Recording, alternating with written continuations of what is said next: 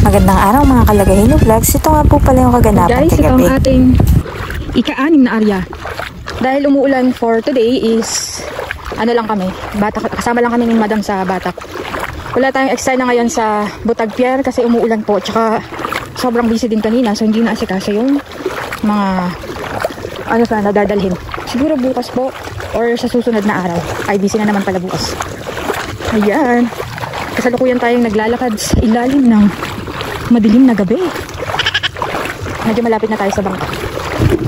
Ngayon lang pala kami kasama ni Madam. Kanina, nung naglatag sila ng lambat, hindi na kami kasama.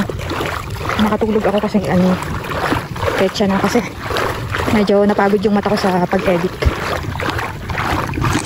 Dahan-dahan. Kagandahan lang talaga dito sa puro buhangin, tapos hindi siya mabato. So kahit iwan mo lang yung tsinelas doon sa tabi, wala namang kukuha. So ilawan natin ng mga boys. Hindi siya pwedeng naka 0.5. Masyado nang madilim. Yan na nga po at tutulak na sila. So, ang kasama natin today is si RR. Wala tayong bagong kasama. Si Pasha na iwan. Medyo may konting ulan po. Pero ano lang yan. Konting-konti lang yan. Ambon lang. Saan tayo sasakay? Yan ako sasakay sa bandang unahan. Tingnan natin. Medyo malalaki ang buhangin dito. Napakarami palang isda na tumatalon guys. Ngayon, ayan po. Sana nakukuha ng camera. Kaya lang magiging background music. Every night in my eyes.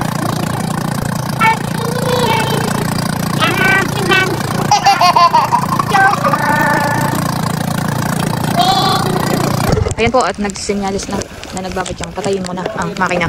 Char! Okay guys, lipat na tayo ulit. Madam. Nagsisimula na nga po tayo maghatak. Ihanda ang tikpaw. Isuot ang apron. At pumwesto para makakuha ng anggulo. Char! Meron din po pala dito. Sino yan? Sila Mac? Sila Mac yan? Si ano po pala ito? Si Manoy Puboy. Medyo ano po tayo ngayon? May konting traffic. Sa kasalukuyan po at may nagaganap na traffic ngayon dahil medyo na ano tawag doon? Nagkapatong ang lambat ni Manoy Boboy at saka ang dulo lang daw pala, sabi ni Madam. 2,000 years later. At ngayon po ay papalayo na si Manoy Boboy. At diretso ang hatak. Uy, meron na agad. Wow. Ano yun? Ano yan? Hindi yan kinakain? Tulo? May kuwan naman tayong nahuli. Char. Napakalaki guys. Napakalaki guys. Sipit ka lang talaga niyan. Siguradong mapapa. Sigaw ka na. Mas malaki po yan sa una namin nahuli ng nakaraan. Guys, kanasi. Ano yan? Ha? Ano isda yan? Ayan guys, malalaki na naman ang ating nakukuha. May nahulog guys na kasat. Sayang. Ayan guys, meron na naman. Maliit nga lang.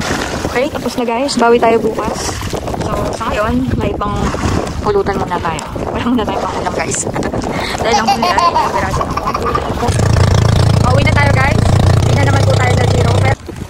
Silipin natin ang ating king crab na malaki. Ayan guys.